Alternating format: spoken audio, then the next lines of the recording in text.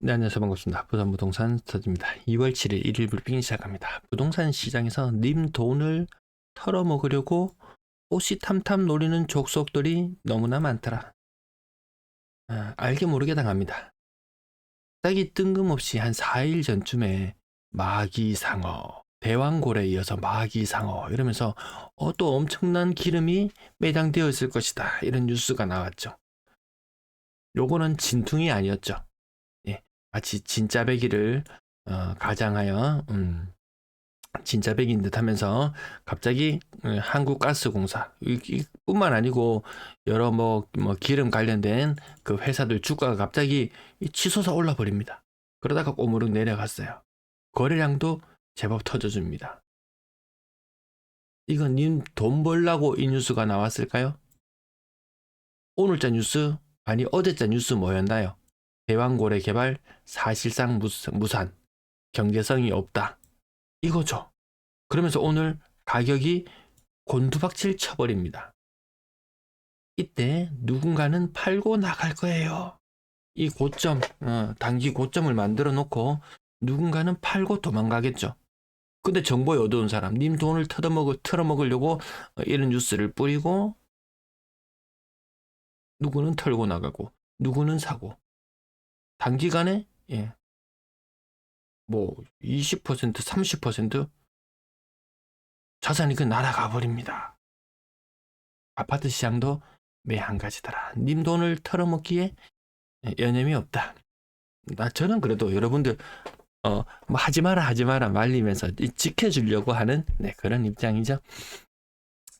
매물 내놔도 아무도 안 사요. 자, 노도강의 이야기. 노도강의 이야기는 부산의 비싼 아파트 이야기하고 똑같습니다. 비싼 아파트 안 사면 나머지 아파트는 뭐 보나마납니다. 예. 그러면 뭐 많이 빠지는 지역, 뭐 호재라고 일컬어졌던 지역들, 평택 이런 것들도 가격 반토막. 경기도에도 일부 지역들 뭡니까 GTX, KTX 말고 온갖 호재라는 다 불러들여가지고 띄워놓고 비슷하지 않습니까? 이 차트랑 비슷하지 않습니까? 자, 이창용 총재 국무총리 설 작년 말에 돌았었죠. 그러고 나서 뜬금없이 금리를 낮춰버렸어요. 지금 영국도 금리 인하하고 캐나다도 금리 인하하고 막 난리도 아닙니다. 우리도 마치 인하할 것처럼 나오죠. 영국 금리 인하했습니다. 얼마로? 낮춰서 4.5입니다. 4.5. 우리 지금 3이죠. 야, 이때를 먼저 용기 있게 볼 수 있을 것인가? 그러기에는 또 돈이 많이 풀리고 환율이 치솟고 사실상 기준금리 인하 효과도 없을 것이다. 그런 우려가 더 많습니다. 아무튼 국무총리설 이제 누가 국무총리를 해준다는 말이 있습니까? 이제 자기 주관을 가지고 일을 처리해 나갈 것 같습니다. 제가 환율 그리고 유가 이거 말하면서 물가 오른다. 작년보다 거의 작년 같은 시기 대비 많이 비싸다. 이런 말씀을 드렸습니다. 물론 근래 들어서 휘발유 값이 조금 이제 기름값이 조금 조정을 받긴 하지만 여전히 환율이라든지 이런 것은 높은 상태를 유지하고 있네요. 쓸돈이 없습니다. 외식도 정말 많이 줄였어요. 잘 안 움직이게 되네요. 이트, 트럼프 2기. 멋대로 마음대로 다 될 것 같았지만 각 나라들이 버팅기는 게 장난이 아닙니다. 특히 전화해라 내가 잘해줄게 했지만 전화할 생각이 없는 듯합니다. 그리고 뭐만 있으면은 정치적 불확실성 때문에 이렇게 이야기하지만 사실 우리 경제 구조가 좀 한계에 봉착한 느낌이죠.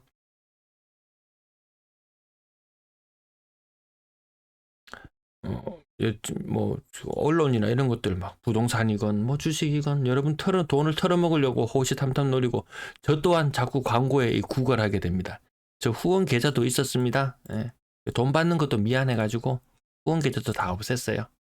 그나마 물건 사면서 이게 이 3쿠션으로 저를 이렇게 지원해 주시라. 원쿠션으로 지원하는 거 없었습니다. 조금 이런 것도 조금 더 후원이 되면은 아마 멤버십이나 이런 것도 다 없애려고 지금 좀 차츰 없애려고 그렇게 생각하고 있습니다. 근데 이게 아직 보셔서 아시겠지만 조회수가 뭐 1000, 2000 나오는 상태이기 때문에 차마 그까지 없애면 너무 운영이 너무 어렵네요. 자, 매도 물량 58,800개, 연초 물량과 거의 비슷해졌죠. 네, 토요일까지 물량이 혹시라도 증가를 한다면 그 연초 물량 수준은 회복할 것 같습니다. V자 반등, 이것이 바로 V자 반등이다. 매년 있어온 V자 반등, 올해도 여지없이 찾아왔습니다. 명절마다 찾아오는 빅 이벤트. 전세 물량 연초랑 비슷해졌죠. 월세 물량 연초보단 조금 줄어들었네요.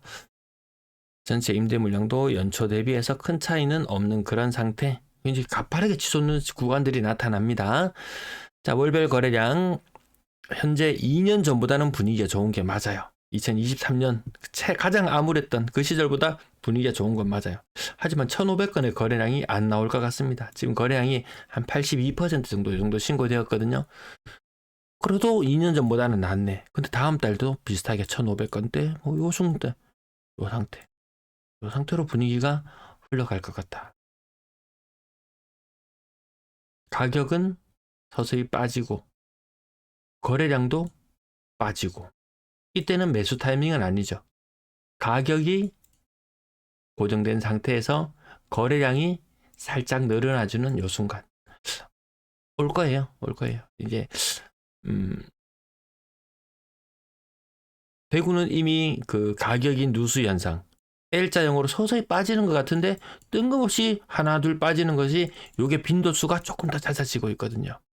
부산은 조금 몇 개월 후에 그 현상이 찾아오거든요.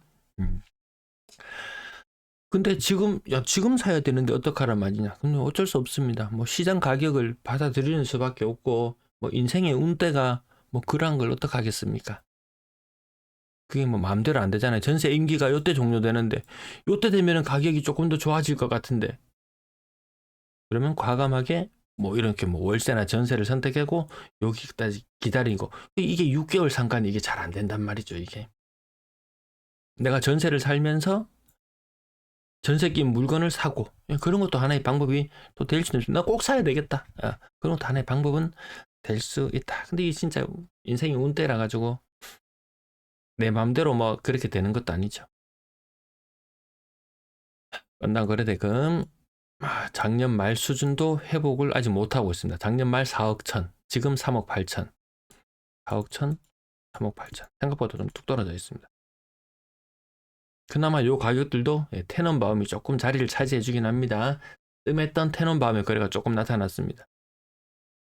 분위기가 이게 맞나요? 지금 이게 맞나요? 차트상에 제가 지금 빨간 선을 그리고 있는데요. 없죠. 올해는 이게 없다 그랬습니다. 요 상태.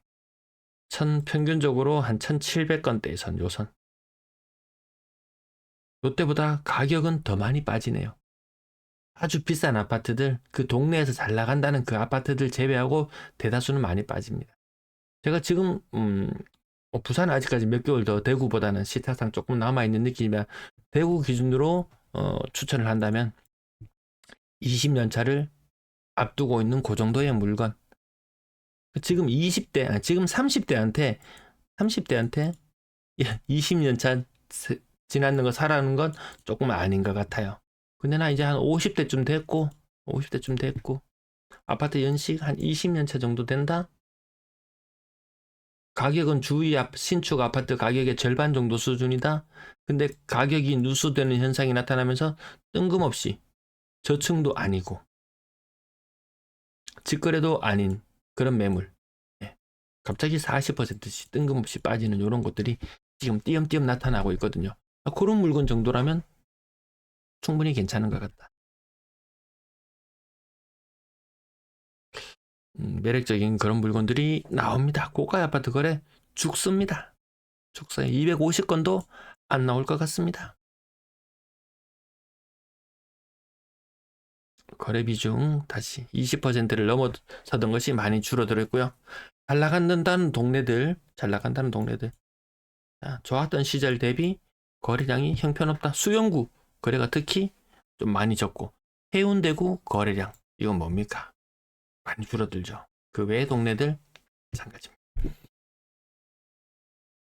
자, 실거래 가격 테넌바움 좀 제껴놓고 이렇게 대형 평형 이 대체 불가한 곳들이 있습니다. 네. 대체 불가한 곳들 그런 애들은 살짝 버티는 수준이지만 대형 평형 가격 실거래 가격 6억 이상 거래도 좀 많이 줄었죠. 오늘 뭐 한 70여 건 거래 중에서 6억 이상 거래 차지하는 비중이 뭐 10%, 뭐 많으면 15% 그런 날들이 좀 이어지고 있습니다. 한 5억대 정도의 아파트인데 갑자기 가격이 뭐 많이 빠진다든지 직거래 이런 거 빼놓고 직거래 제껴놓고 분명히 저층이라서 40%, 이 저층 40%는 좀 너무나 흔합니다. 가격이 뜬금없이 고점을 형성하다가 쭉 빠졌다가 반등했다가 다시금 가격이 누수되는 현상. 저층 아니죠. 직거래 아니죠. 고점 대비 40% 하락이죠. 이런 것들이 띄엄띄엄 나오면은 얘도 22년차 정도는 괜찮습니다. 제가 말씀드리지만 10년 후 되면 이거 10년 후 되면 30년 차인데 너무한 거 아니냐. 10년 후 되면 아파트 두 채 중에 한 채가 30년 이상입니다. 그래서 그러면 예를 들어서 이거 말고 옆에 있는 신축, 만약에 신축이 있다면 신축 9억짜리 빚 3억 4억 내 가지고 50대 지금 이제 직장에서 나올 때거든요. 빚 3억 4억 내 가지고 살 거냐, 아니면 요거 사고 2억 3억 정도 돈을 쟁여둘 것이냐. 그렇다면 저는 요것을 선택하라고 권하고 싶습니다. 뭐 베란다 있고 막 이런 아파트들 시간이 지나도 좀 단열이나 이런 것에 오히려 더 유리할 수 있습니다. 새 아파트들 나중에 시간 지나면 어떤 현상이 생길지 모르겠어요. 이게 30 몇 %씩 더 빠지는 것들, 30% 빠지는 거 이거 너무 흔한 일이더라. 신축 정도나 이 정도 가격, 대다수는 앞자리 3자 30% 하락하는 게 더 많이 보이고 저층은 40%. 오히려 저도 그리고 뭐 조망 뭐 사실 뭐 이래저래 아파트 다 가리고 이러면 사실상 저층도 가격이 괜찮다면 싸게 사서 나중에 팔 일 있으면 싸게 팔면 되거든요. 그 금액에 맞추는 것도 나쁘지 않은 것 같다. 가격 이 정도까지만 살펴볼까요? 더 30% 가격이 빠지는 게 조금 더 많죠. 요 차트도 계속 우하향을 그리는 차트가 사실 훨씬 더 많거든요. 맞죠? 요 저가 아파트들의 일반적인 모습 요 차트 반도 보라. 경관 동일시티 2차 요런 식입니다. 대다수의 차트가. 그래도 아직까지 그렇게 서두를 필요는 없는 그런 상태. 뭐 투자라면 일단은 저는 말리고 시작합니다. 오늘 요 정도까지. 아이고 그럼 방송했다 하면 늘 하는 말씀을 드리는 것 같지만 아파트 가격이 살아서 움직이니까 살아 움직인 아파트 가격까지 언급드리면서 가려니까 늘 시간이 10분을 넘어서네요. 아이고 귀중한 시간 또 저한테 할애해 주셔서 대단히 감사합니다. 임대거래 많이 부족합니다. 그래서 투자용으로 이런 물건 가지고 있는 사람은 그거 뭐 전세 보증금 1, 2천만 원 더 받는 거 그 의미 없거든요. 임자 나서면은 가격 조정해서 새로운 임차인 만나는 게 답일 수 있습니다. 2년 전 대비 거래량이 너무 줄어드네요. 나가시는 길에 링크 클릭 감사합니다.